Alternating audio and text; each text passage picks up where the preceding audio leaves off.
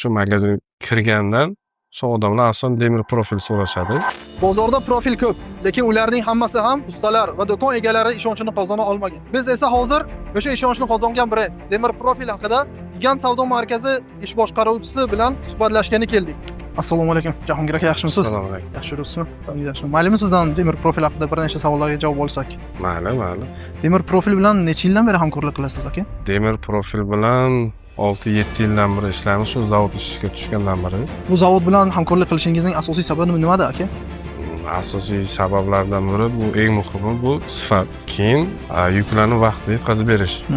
Mijozlaringizning mahsulotlarimiz haqida fikrlari haqida bir og'iz gapira olasizmi?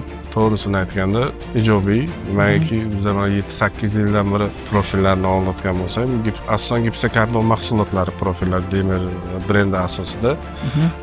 Shu magazin kirgandan shu odamlar asosan Temir profil so'rashadi.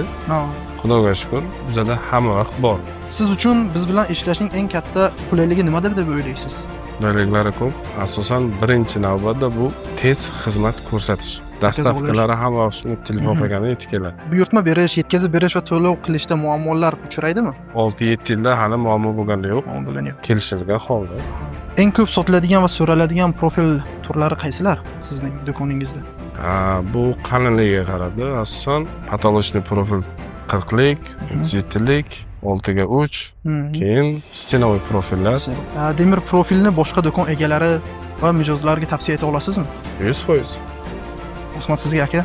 Salomat bo'ling. Bersin.